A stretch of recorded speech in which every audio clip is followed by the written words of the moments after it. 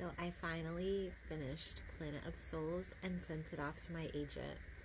And I'm going to read you a little excerpt from it. This is my new adult sci-fi adventure romance.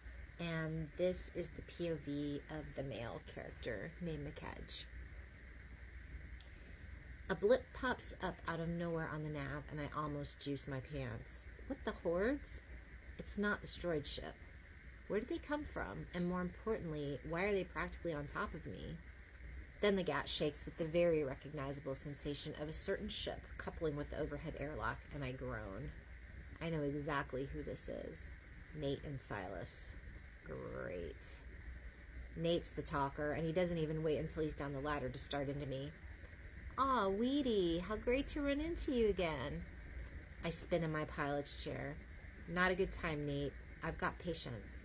It's never a good time, is it, Weeds? I can tell by the way we have to chase you down every time a payment comes due.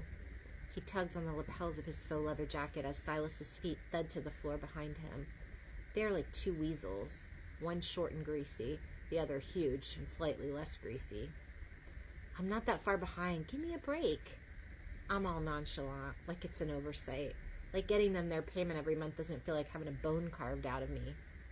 You know, every day unit you're late gets slapped with a penalty. Stars, he's a hole. To think he and I used to hang out sometimes in the game sectors back on Maru Homeworld. We were actually friends once. Well, not friends. Colleagues. No, not colleagues. More like not enemies. Yeah, we used to be not enemies.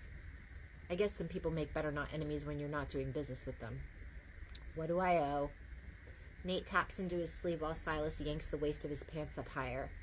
Lose some weight there, Silas? Looking good, I say. Nate's not a bad-looking Jeffrey when he keeps his mouth shut, but Silas is fugly. Imagine the sweatiest, hairiest part of the fattest guy at the gym pressed up against a piece of glass. That's Silas's face. 210 to get paid up today. I grimace. Load it up. How's your brother? Nate asks as I lean over my console, canceling the transactions I set up earlier and routing the funds instead to the shadowy man these two yahoos work for. The only person on Maru Homeworld willing to loan me the money to buy my gat after my family made the news and everyone turned their backs on us. I don't look up. Why, it's great. Not that brother, Nate says, and I can hear the snide grin without seeing it. The other one. Wouldn't know. I tap the screen hard enough to hurt my finger and file the electronic receipt. I hear tell it's rough out there on the frontier. Coalition works those inmates pretty hard. Some of them don't make it. The blood starts to rattle in my veins like there's a landquake ramping up somewhere in my body. I spin back around to face him. Trick's young and strong. He'll be just fine. Fund a couple quit tickets and you can get him into a nice cushy cell on Maru Homeworld where your ma can see him every week. Bring him some of that good home cooking. Nate examines his nails. It's a shame having a Chaparral kid out on the fringes being driven like a dogie. Oh, gee, wow, never thought of that. Deep breaths through the nose are the only thing keeping me from turning Nate into a nasty stain on the floor that I'll have to clean up later. And Corla? How's that baby of hers? Must be hard on a woman when your husband's in prison. Daisy's not a baby anymore, and if you really want to know, she's sick. Aw, that's too bad. What's she got? My lip goes up in a snarl. I'm done playing these games. Are you two moving in here? Because I've got a couple open med cots, and I'd be happy to put you both in a position to use them. Nate flicks his fingers at Silas, and a flash club appears by the big lug's side. Silas taps it against his knee, sending 2 sparks flying. Hey, I point at it. I got oxygen in here. It's just a warning, Weedy, so you know we mean business. Silas, let's go. Grade A holes, both of them. I grit my teeth as Silas holsters the club and climbs the ladder. Nate isn't far behind. At the last minute, he leans back down. You gonna be on Rage Seekers later today? I saw you on there earlier.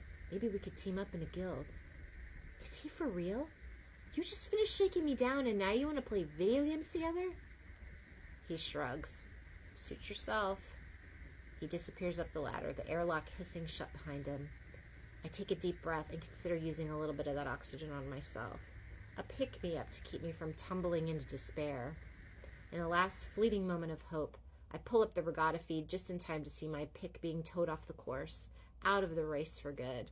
Hordes! I swiped the bowl of my leftover lunch onto the floor. I never should have let Pa talk me into doing that run. I wouldn't be in this mess if I hadn't. But it was family. When your family asks for your help, you show up. I knew the shipment was illegal, and I figured it was Strasians we were delivering to. In Fanchart's universe, you got to be pretty low down to get a coalition trade embargo slapped on your head, so there weren't many others it could be. I'm not saying I agreed with what Pa was doing, but the farm was already losing money, and as he said, "Ain't you about helping people, boy? Everybody's got to eat." So I agreed to run the delivery with Trick all the way out to the corner of Phelis Sector, where there's nothing but asteroids and a lonely, freezing cold planet that's supposedly haunted.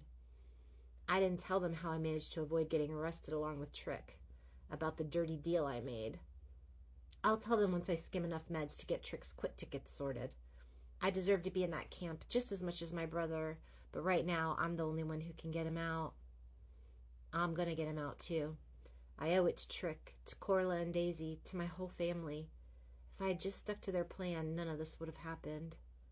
What I tried to do at least, was the right thing. I forgot that sometimes the right thing comes back at you, like a raccoon-bit dog. I forgot that in this galaxy, sometimes there isn't room for all that rightness. In this galaxy, sometimes you just gotta take care of your own.